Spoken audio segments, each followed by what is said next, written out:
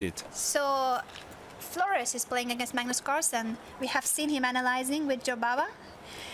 And now he's facing Magnus. So he's playing against Magnus. Let me try to find out. Yeah, I definitely should have...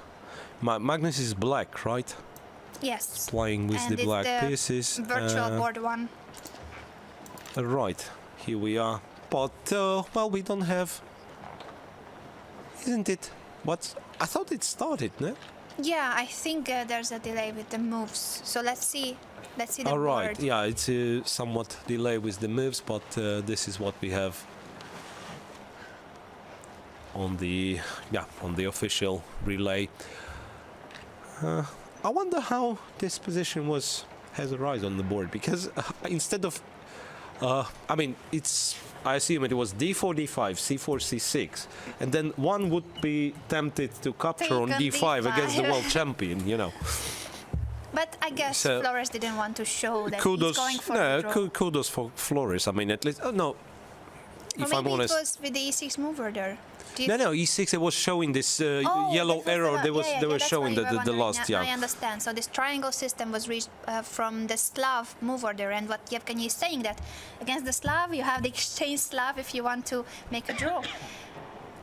Of course, we appreciate fighting spirit here. Right. And Flores might think that this is his one and only chance to beat the world champion. Once again, you know, we were already saying this, that sometimes, to make a draw is nothing special. Well, have to confess, once I got congratulated for making a draw. It was an embarrassing situation because that time back then I've considered myself a decent player, and I was playing Vichy Anand in German Bundesliga, and I managed to get a slight bit of an advantage with white. And well, later on I understood the game gets out of control, and I just, you know, exchanged everything, made a draw, and well, I felt a bit like, you know, it's not very comfortable. And when your teammates come in and congratulate you, so you make a draw. I mean, there was... So it's better to play for a win. And even if you lose, you lose. But if you win once in a while, well, like Panzolaya did there. Exactly. No, I think all these players, especially in Rapid and Blitz, they think that they can do it. Nobody is invincible. You have a chance against the world champion as well. Yeah, so Carlsen was played and bishop d3. I think that's the current position, in fact.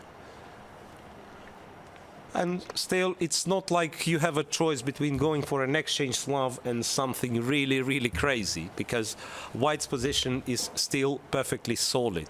Yes. Right? So it's not that you, well, have a choice only between a huge risk or an attempt to make a draw. Let's go to see the other top boards. By the way, clashes of the players with 3 out of 3. So 3 out of 3. Aronian has 3 out of 3. That's I'm sure, and he plays with. Can't find him, which is not right apparently. So well, you'll have to wait for a bit. Sure, well, I will try to analyze Magnus Carlsen's facial expressions at the same time. Aronian must be playing black, calmer than before, because definitely the victory from the previous round made him be somewhat happier about his tournament. His first victory in round 3. Okay, so you don't have the position from Magnus Carlsen already.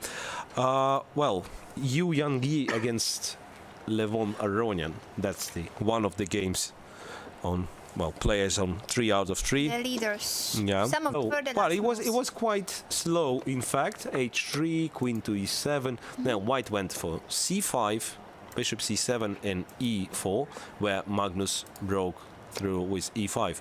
Rook FE1 was played, and I think there've been now situation in the center is clarified, and actually Black does not have any. White does not have a pawn on e4 and not on d4, so all those pawns are gone. But I don't know how and in which order. Yeah, they have. I guess he took on e5. No, but they have taken them all. Yeah, that's a lot of stuff happened, so we better wait till they update us with the moves. That's a good moment to mention our social media. Use the Right. hashtag DohaChess2016 to tell us about your opinion, your favorite players. How do you like the event? How do you like the games? We, in particular, like queen sacrifices. Right. For instance, Mamedyarov's first round. Yeah. So victory. far, I'd still claim that was Yeah, that was beautiful. that was beautiful. That was perhaps the move of the tournament so far. Exactly. I mean, two also, moves. Ivanchuk sacrifice. Yeah, queen Ivanchuk's f7 sacrifice was round- nice. in round 2, and we have seen the move h4 many times, so we kind of call it the move of the event. h4. Yeah, so far this idea with h4 and trying to launch a kingside attack. That's the position in Flores how did they against reach it? Carlsen. How was the After capture on rook E5? e8, after rook e1, queen d8 was played. Kind of not sure if he's supposed to win this position, even though after knight a4 somehow it doesn't feel very nice. When did the knight go there? Once again, it's not the right position.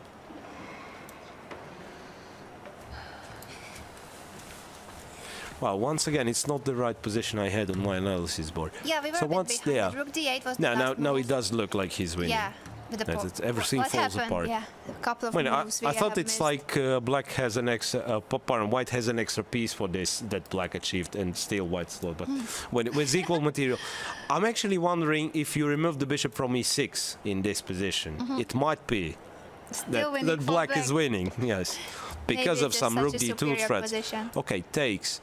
He's so calm. He took a pawn on a6 when his yeah. king is under attack. He's tricky in a way because after rook d2 he will come up with rook a8 or taking on d2 and then playing rook a8. So how did this all happen? Shall we go through those moves? The last- I'm not Oh, we sure. don't have to. Anyway, it's over. Oh well, it was this and then takes Magnus over Carlsen there, wins. queen c2, rook d8, rook a6, and